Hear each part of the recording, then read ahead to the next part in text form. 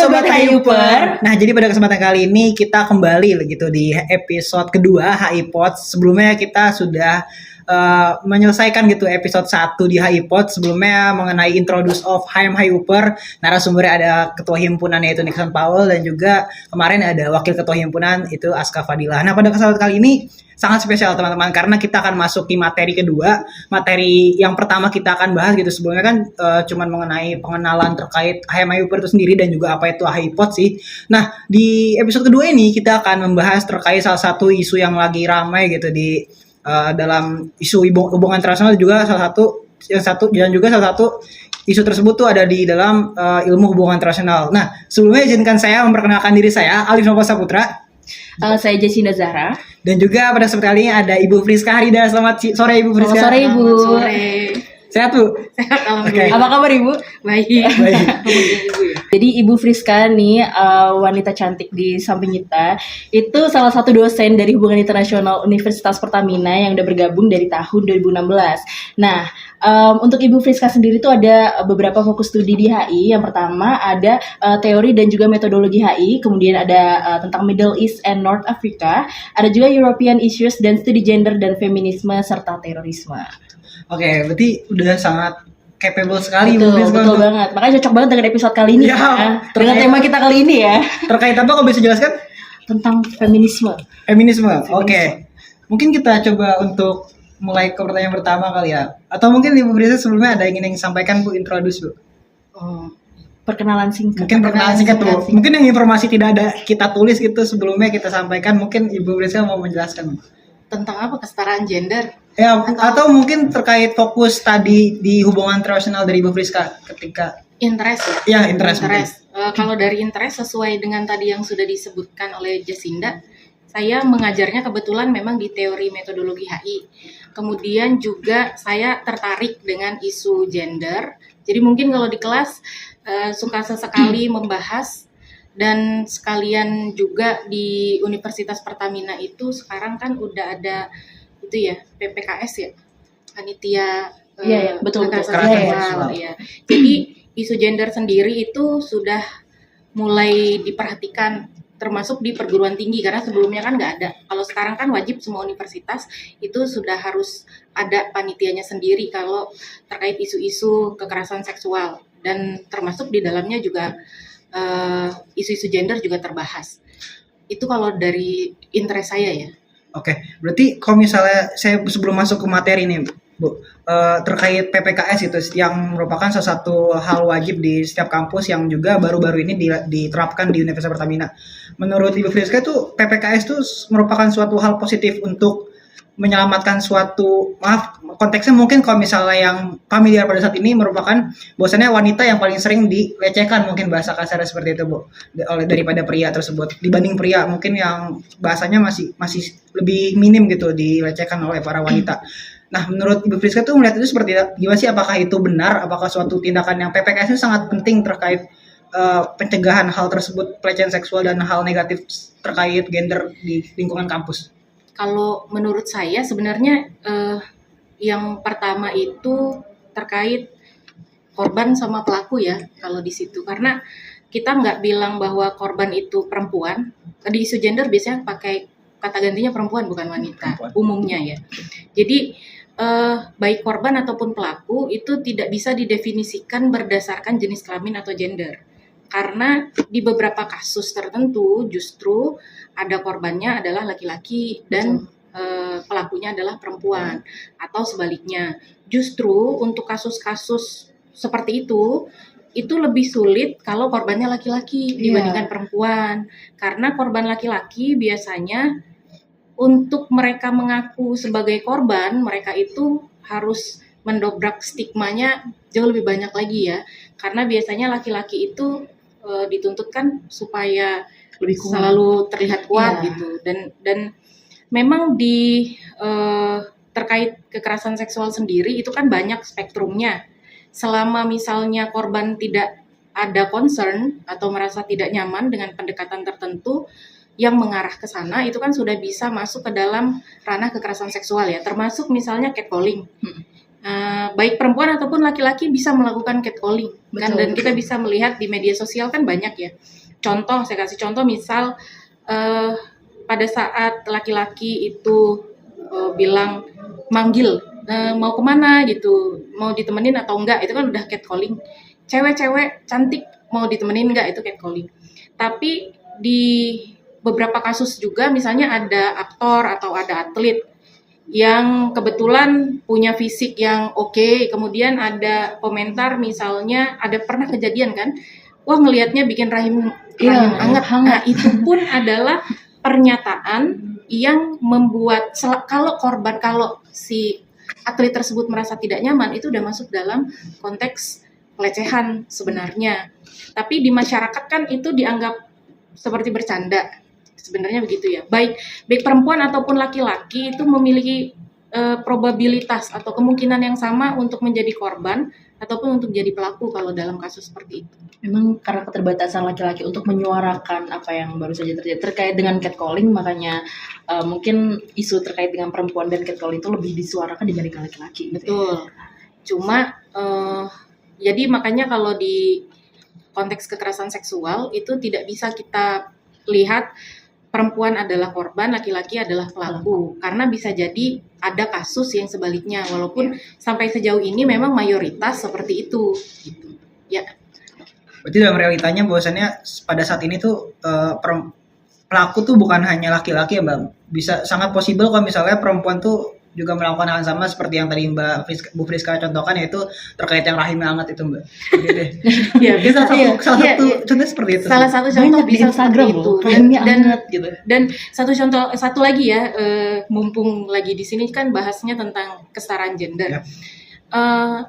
Kadang mahasiswa ataupun sivitas akademika tuh suka tidak menyadari bahwa di Instagram itu biasanya ada misal ya uper cantik, uper ganteng.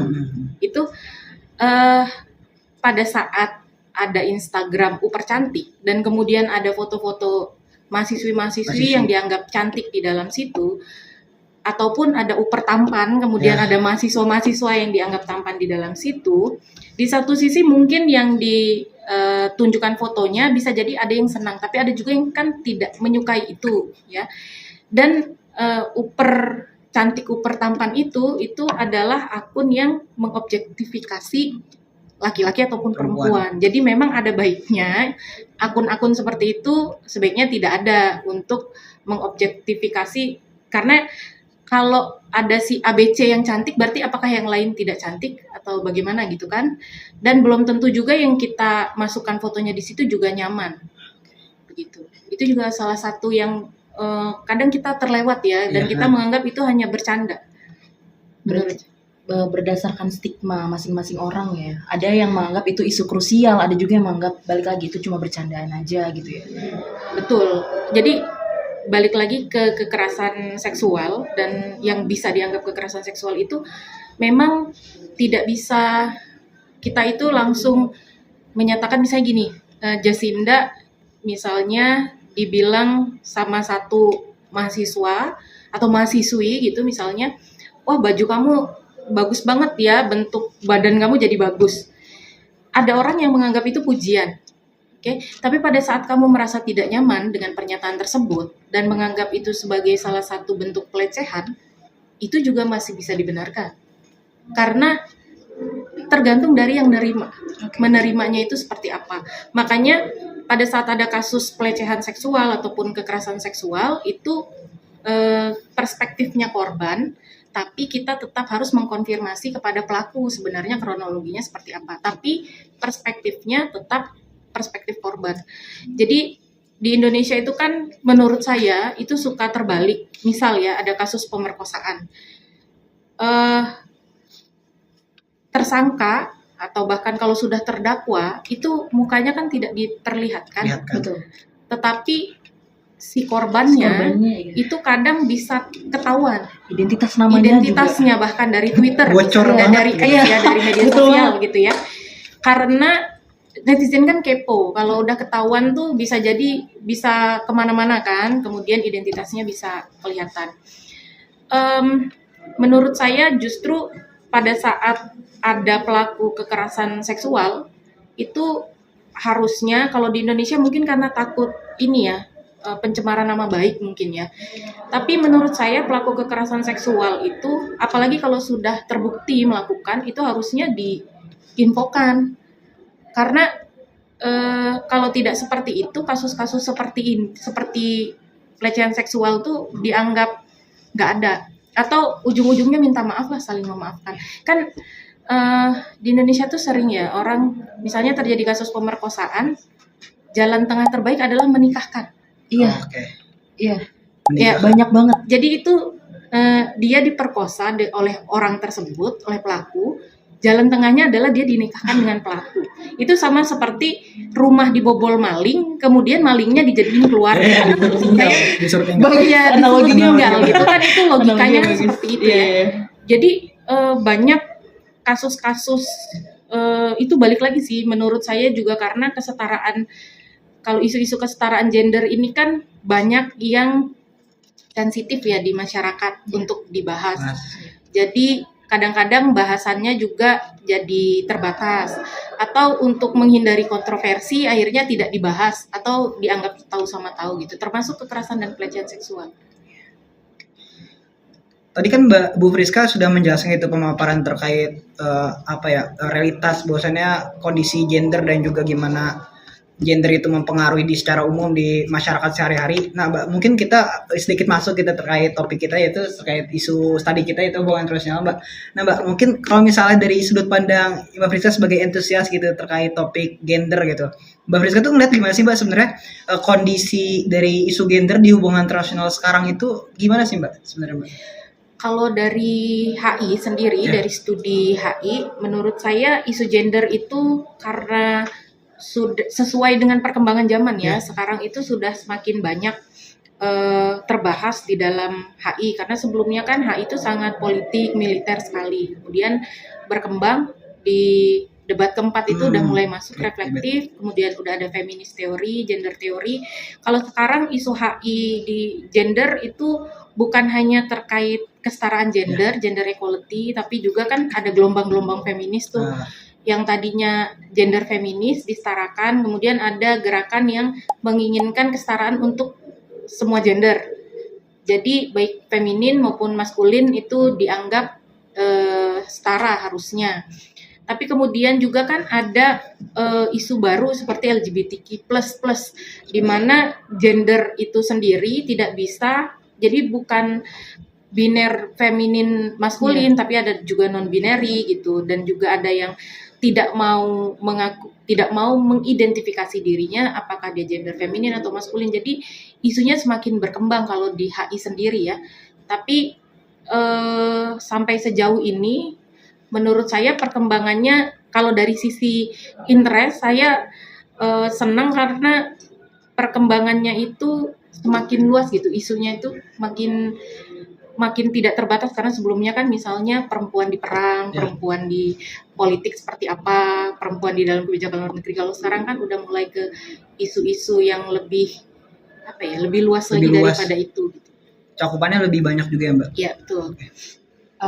Aku juga ada pertanyaan nih, kalau menurut Mbak Friska cara untuk mendefinisikan dari kesetaraan gender itu sendiri gimana sih? Dan apakah dalam pendefinisian kesetaraan gender ada salah kaprah, misalnya misal perempuan akhirnya jadi berusaha untuk mengambil porsi yang tidak seharusnya, katakanlah seperti itu. Oke, kalau buat saya pribadi kesetaraan gender itu berarti hak, kewajiban, dan juga kesempatan yang dimiliki oleh semua gender itu seharusnya sama dalam artian pada saat gender itu misalnya gender maskulin atau jenis kelamin dan gender bisa jadi berbeda ya kalau dalam isu gender. Jadi misalnya gender maskulin itu punya kesempatan untuk menjadi direktur, berarti gender feminin pun memiliki kesempatan yang sama untuk menjadi direktur. Jadi hak, kewajiban, dan juga kesempatan yang dimiliki itu setara, bukan sama. Kalau sama itu kan berarti 100 dan 100 ya. Kalau setara itu kan dia bisa jadi yang satunya membutuhkan 40, yang satu butuh 60 gitu. Iya, kesetaraan. tadi kan sudah membahas gitu terkait sebenarnya jadi kalau misalnya terkait gender equality itu sebenarnya tidak ada possible chance untuk disalah kaprahkan, juga berarti ada possible chance bahwasannya ya gender equality emang sebenarnya kondisi sekarang gender equality yang digaungkan itu sebenarnya fine-fine aja, Mbak. Kalau menurut saya gini, kalau dalam konteksnya karena kan gini, gender equality itu dimaknai berbeda tergantung dari konteks wilayah dan kebudayaannya sosial masyarakat ya. Jadi kalau seperti di Indonesia itu sering dimaknai kalau perempuan-perempuan terutama yang menyatakan dirinya feminis gitu atau dia menjunjung kesetaraan gender tuh kesannya seperti menyalahi kodrat atau bahkan dalam konteks tertentu seperti melawan laki-laki atau tidak butuh laki-laki. Padahal sebenarnya konteks kesetaraan gender tuh bukan siapa yang lebih hebat dari mana gitu. Jadi bukan gender feminin ingin lebih hebat daripada gender maskulin, tetapi kesetaraan yang dimiliki oleh gender feminin itu seharusnya sama atau setara dengan gender maskulin. Misalnya saya kasih contoh tuh gini, pada saat laki-laki itu boleh kuliah, misalnya, anak perempuan di keluarga itu juga harusnya memiliki hak yang sama untuk berkuliah. Karena di beberapa kasus itu misalnya anak laki-lakinya dikuliahkan, anak perempuannya ya udah cukup SMA saja karena toh nanti menikah dan kemudian nanti akan mengurus keluarga, ya. Atau juga kadang dibenturkan dengan gini, ibu rumah tangga dengan ibu pekerja misalnya ya. Ada yang bilang ibu pekerja tidak sayang keluarga, atau ada yang bilang ibu yang rumah tangga itu seperti tidak bisa menunjukkan eksistensi dirinya gitu karena dia cuma ngurus rumah tangga, padahal tidak seperti itu. Di dalam konteks kesetaraan gender, baik dia ibu pekerja misalnya ataupun ibu rumah tangga, mereka itu memiliki kesetaraan untuk menentukan mereka tuh mau jadi apa. Nggak ada yang lebih hebat daripada yang lain. Jadi kesetaraan gender itu adalah pada saat perempuan ataupun laki-laki ya nanti, kalau ini di contoh saya perempuan, pada saat perempuan itu memiliki kebebasan untuk menentukan saya mau bekerja atau saya mau menjadi ibu rumah tangga tanpa ada paksaan. Jadi dia ikhlas. Nah itu kesetaraan gender.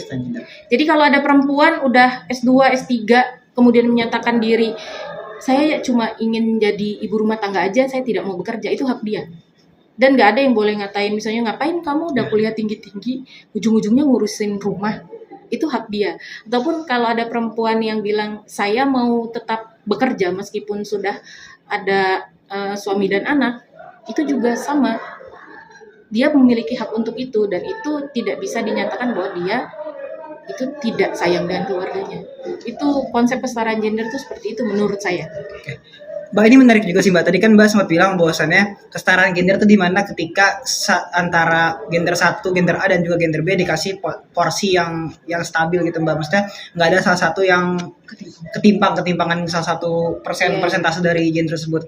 Cuman Mbak, kalau realitanya itu seperti yang kita tahu bahwasannya di beberapa aksi baik itu di Asia mungkin ataupun di Barat itu ada misalnya ketika ada aksi demo ataupun aksi dalam hari-hari feminis itu tuh sampai ada yang bikin kayak we don't need men gitu Mbak. Sebenarnya hal-hal tersebut dan juga gerakan-gerakan seperti itu kayak mereka tuh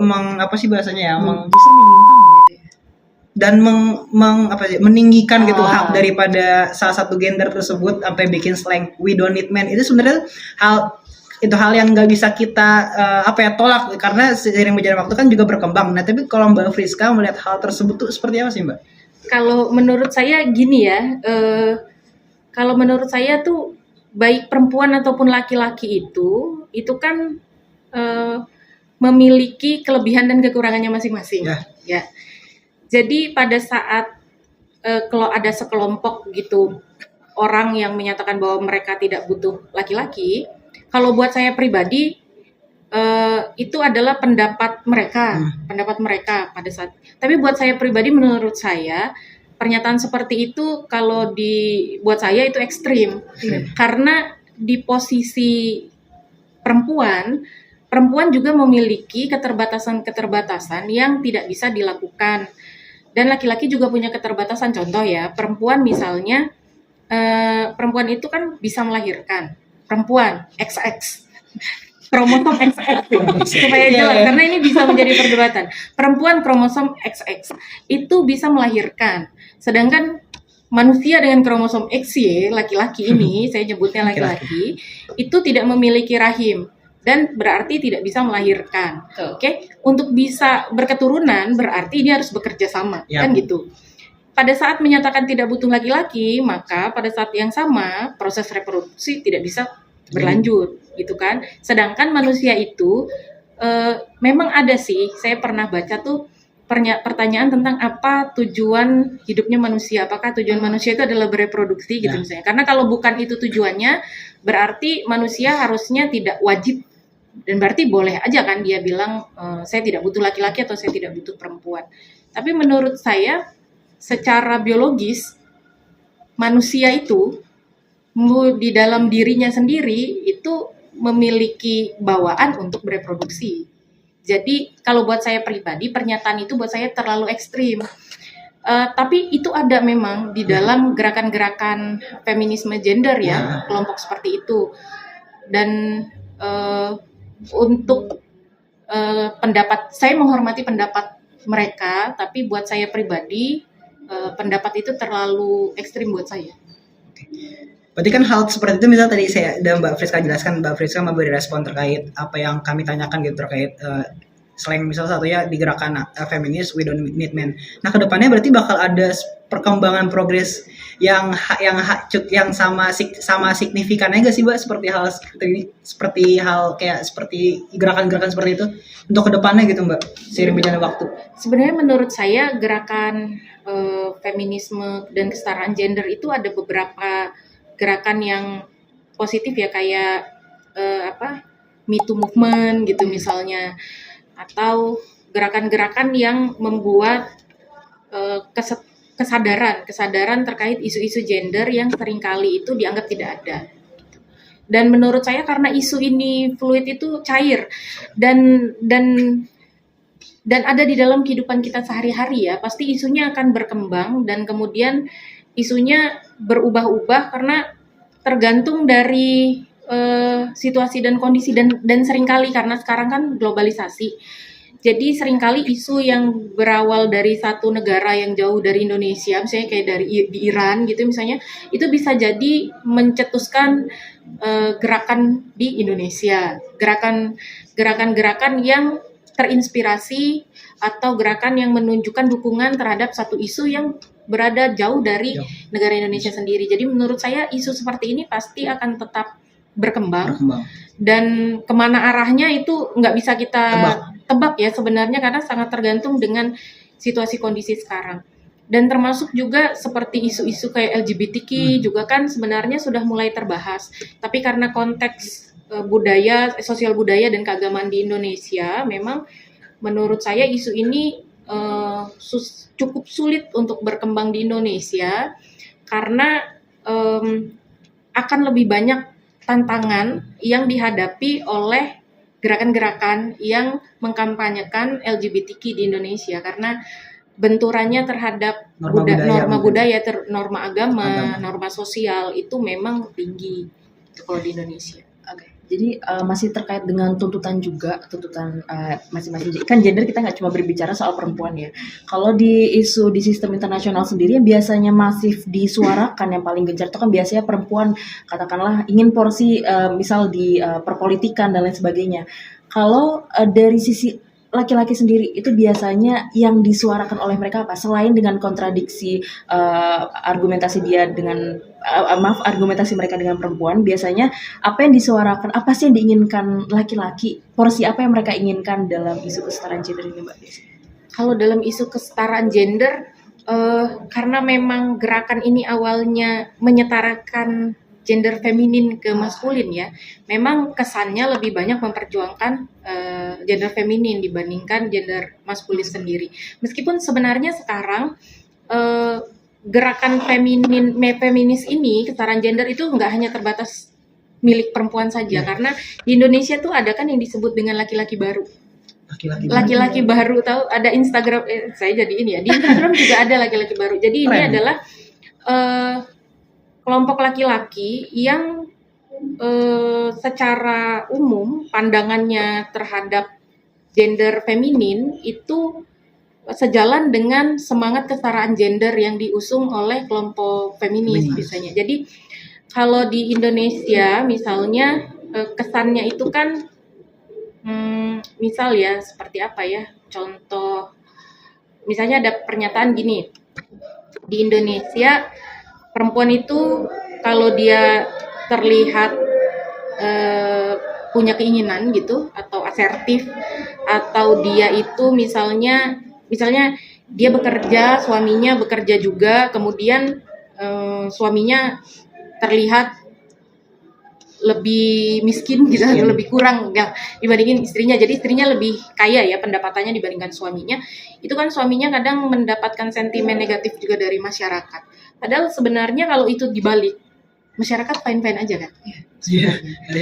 Kalau yang lebih banyak uangnya laki-laki. Ya, masyarakat bagus betul. Tapi kalau itu dibalik, perempuannya mendapatkan stigma, laki-lakinya pun mendapatkan stigma kan, dianggap numpang hidup. Biasanya seperti itu. Gitu kan kesannya.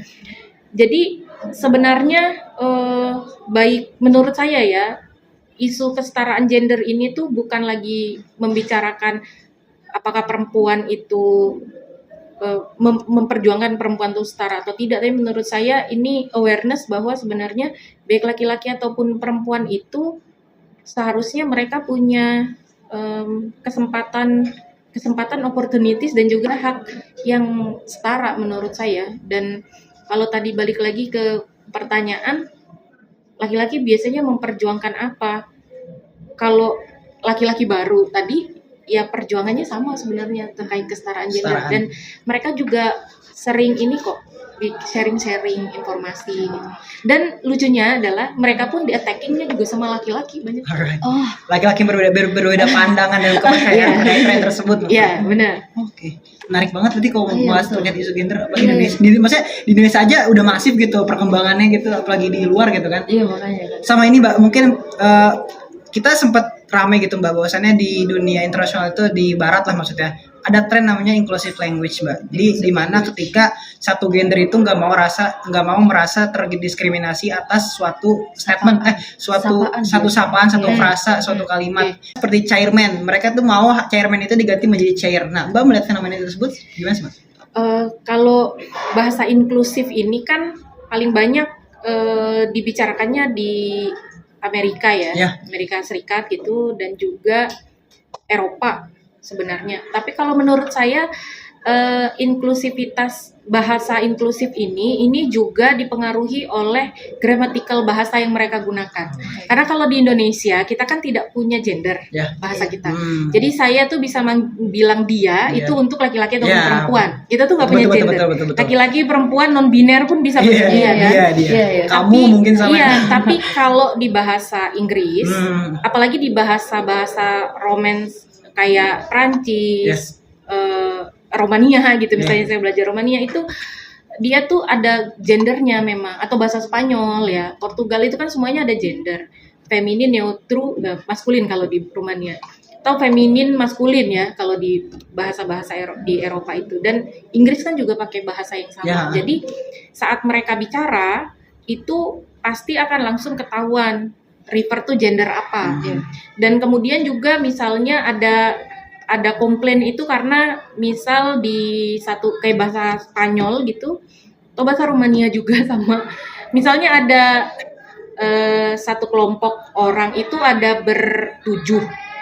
Ketujuh orang ini tadi perempuan semua. Maka merekanya ini itu akan menggunakan gender feminin. Ya.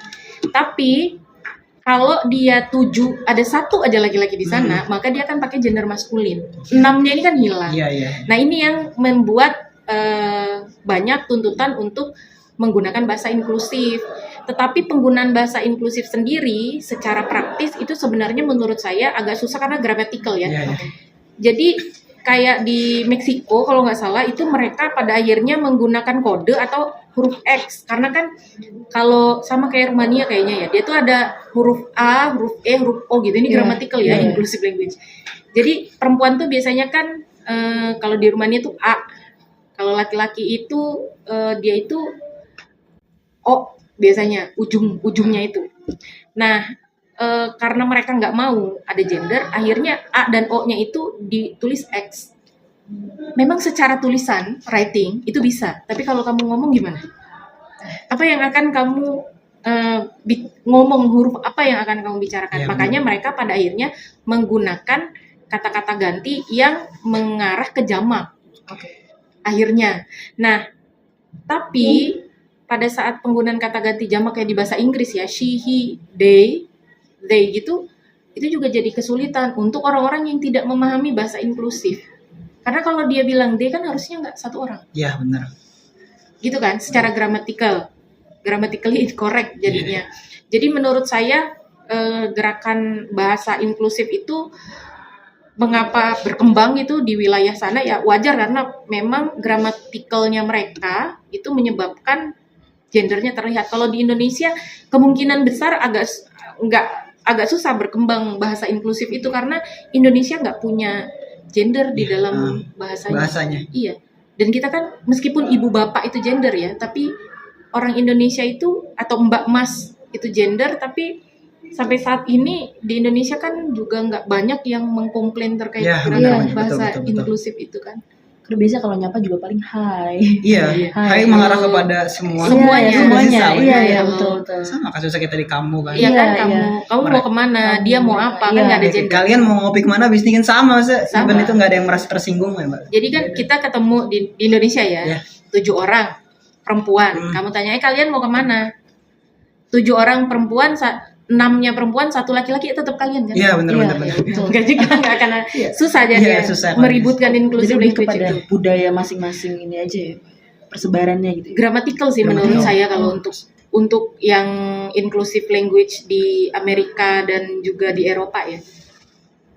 Gramatikal berpengaruh terhadap ya budaya inklusif language tersebut ya? Iya, karena kan dia secara gramatikal yaitu dia bahasanya itu ada gender.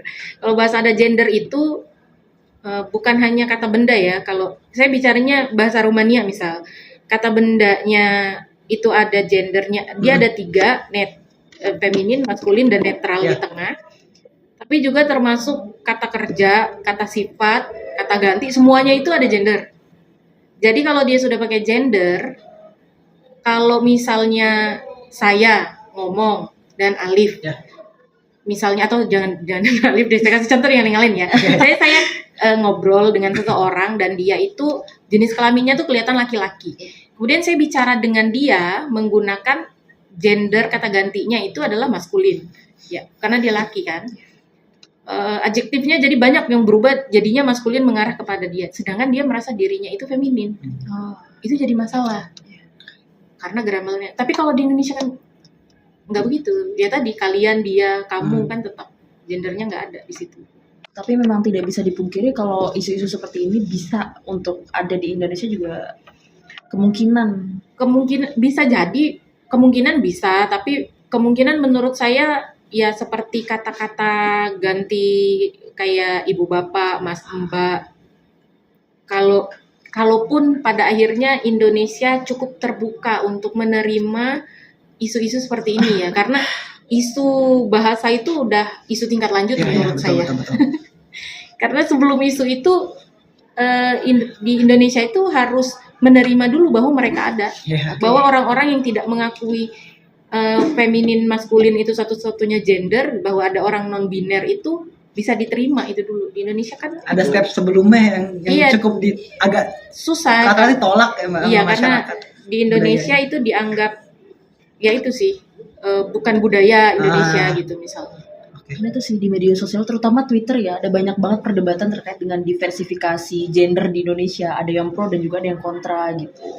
Jadi makanya ada juga beberapa yang mengakui dirinya juga tergolong gender tersebut begitu. Makanya bisa jadi kemungkinan isu terkait seperti ini. Bisa. Menurut saya bisa. Kalau di media sosial diperhatikan sebenarnya sudah banyak yang membuat biasanya kadang mahasiswa atau pengguna media sosial tuh suka ada yang sadar ada yang tidak ya. Ya. Kadang di bio-nya itu ada she he. Iya. Iya, iya, They. gitu ya. They. Iya betul. She, they. Sebenarnya penulisan biografi seperti itu kalau menurut saya itu kadang saya mengasumsikan yang bersangkutan memahami bahwa ada kata ganti di luar dari she dan he. Makanya dia mau menunjukkan bahwa saya ini she atau he gitu ya. Karena kalau di Indonesia balik lagi kan nggak bisa. Ya. Saya kan tetap saya perempuan, saya laki-laki. Saya laki-laki. Gitu ya. Jadi apakah isu ini bisa terbahas? Bisa. Tapi menurut saya terbahasnya mungkin masih di media sosial seperti di X atau Twitter gitu. Tapi untuk pembahasan umum sampai masuk ke misalnya diskusi di televisi yang lebih umum ya, audiensnya lebih umum. Kalau X atau Twitter itu kan audiensnya terbatas sebenarnya. Iya, betul.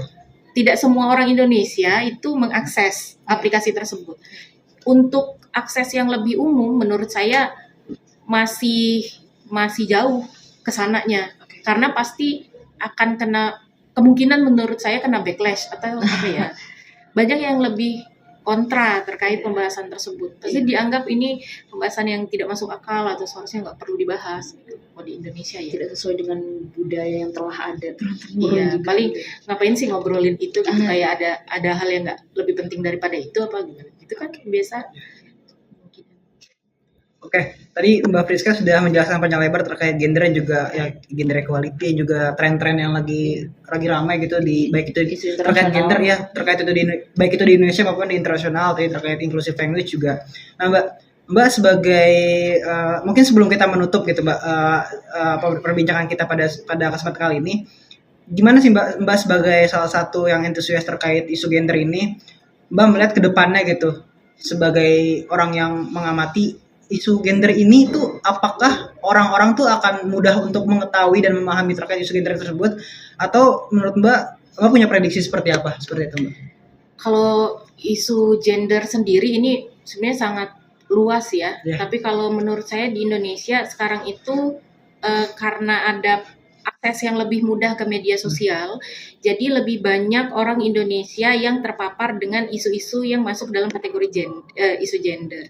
Dan kalau saya ingin melihatnya dari sudut pandang positif sebenarnya, karena sekarang orang-orang di Indonesia itu menyadari bahwa misalnya kasus-kasus tertentu itu harusnya diselesaikan gitu, kasus-kasus kekerasan seksual yang sebelumnya dianggap ya udahlah saling maafin aja gitu, misalnya udahlah ini nggak usah diteruskan. Sekarang banyak juga yang menyuarakan bahwa kasus seperti ini tuh harus diselesaikan gitu misalnya, atau kasus ini harus dihukum, dicari pelakunya gitu ya. Dan juga awareness terkait peran perempuan, kemudian kesempatan baik buat perempuan ataupun laki-laki baik di pekerjaan ataupun di politik seperti tadi, itu juga jadi lebih luas gitu pembicaraannya di masyarakat. Bahkan isu-isu yang lebih umum ya, kayak tadi ibu pekerja, ibu rumah tangga, perempuan yang sekolah tinggi atau perempuan yang nggak perlu sekolah tinggi-tinggi kan gitu kan, kadang di beberapa kali itu saya temukan di media sosial, bahkan di kehidupan sehari-hari ya, sebenarnya banyak perempuan-perempuan itu yang kadang ada beberapa kasus takut untuk mengejar pendidikannya karena takut nanti kalau saya nggak ketemu jodoh saya gimana ya. Karena banyak laki-laki yang takut kalau jodohnya, kalau perempuannya itu, pasangannya itu lebih tinggi pendidikannya atau lebih daripada dia. Menurut saya, karena ini kalian juga mahasiswa dan mahasiswi ya, menurut saya pengejaran pendidikan itu seharusnya tidak perlu dibatasi oleh gendernya. Karena meskipun perempuan itu pada akhirnya menjadi ibu rumah tangga, jadilah ibu rumah tangga yang berpendidikan tinggi menurut saya. Ya. Kalaupun dan pendidikan itu tidak hanya terlepas dari ijazah, karena belajar itu kan seumur hidup. Jadi belajar itu bisa dari mana saja kan sebenarnya. Dan sekarang kan gampang akses kursus-kursus gitu, itu kan banyak ya. Jadi isu gender nih sebenarnya sangat luas, termasuk pemberdayaan perempuan. Dan di SDGs juga kan ada Iya, Iya. pemberdayaan. Sampai ke pemberdayaan perempuan itu juga banyak dan karena lebih mudah aksesnya di internet itu, jadi awareness-nya juga lebih meningkat. Kalau saya sih harapan kedepannya semoga isu-isu kesetaraan gender ini semakin banyak yang membicarakan, Iya. sehingga ada peningkatan awareness, perubahan yang lebih positif, baik untuk perempuan ataupun untuk laki-laki, untuk semua lah yang ada gitu, supaya kita itu bisa hidup berdampingan dengan lebih baik lagi gitu. Termasuk juga awareness kalau di kampus gitu terkait apa yang bisa masuk dalam kategori pelecehan atau kekerasan gitu, supaya apabila kamu melihat, kamu tuh bisa tahu bahwa oh ini tidak baik gitu.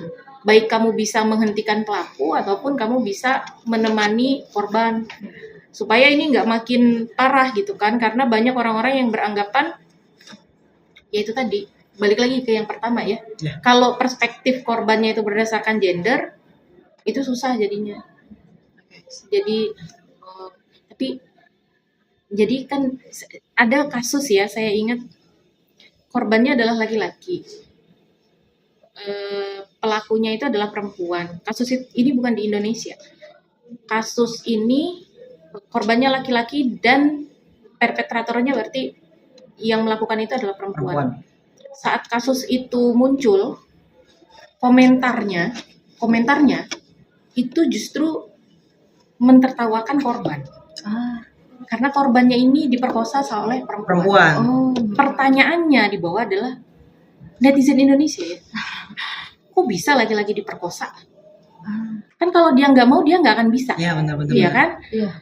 Kemudian ngapain marah-marah atau dia juga enak gitu.